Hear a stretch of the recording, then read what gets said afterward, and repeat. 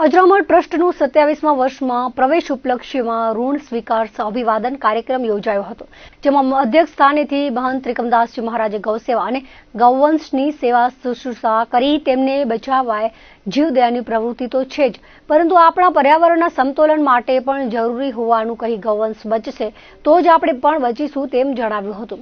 દાતાઓના ઉદારતાથી દાન આપી સહયોગી બનવા બદલ અભિવાદન કરી ઋણ સ્વીકાર કરવામાં આવ્યો હતો. સ્વામિનારાયણ મંદિર ભુજના કોઠારી સ્વામી સહિત હોદ્દેદારો કાર્યકરો ઉપસ્થિત રહ્યા હતા. કાર્યકરોનું સન્માન કરવામાં આવ્યું હતું. સુર સંઘ મ્યુઝિક ક્લબ ભુજ દ્વારા ગીતોની રસલહાણ પીરસાઈ હતી. પ્રારંભે સંસ્થાના મંત્રી મયુર બોરીચાએ સ્વાગત સાથે આવકાર આપ્યો હતો. કાર્યક્રમને સફળ બનાવવા ગ્રુપના સભ્યોએ જહેમત ઉઠાવી હતી.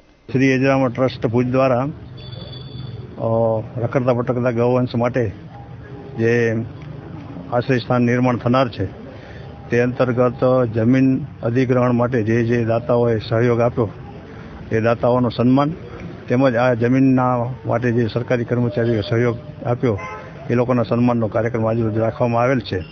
સંસ્થા દ્વારા ભુજ તાલુકાના ભારાપર ગામે રખડતા ભટકતા ગૌવંશ માટેનું એક આશ્રય સ્થાન નિર્માણ થવા જઈ રહ્યું છે.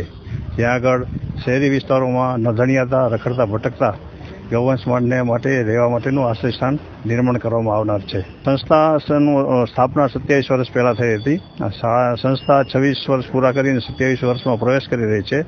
સંસ્થા દ્વારા અત્યાર સુધી ગ્રામ્ય વિસ્તારોની અંદર મહિલા સશક્તિકરણ, બ્લડ કેમ્પ અને રક્તદાન કેમ્પ સહિતના વિવિધ કાર્યક્રમો દ્વારા અને મહિલા સશક્તિકરણના કાર્યક્રમો દ્વારા બહેનોને આત્મનિર્ભર બને તે માટે વિવિધ પ્રકારની તાલીમો પણ આપવામાં આવે છે. આ કાર્યક્રમની અંદર જે આગામી ગૌશાળા બનાવવા જઈ રહ્યા છે તે અંતર્ગત વિવિધ માહિતી આપવામાં આવશે.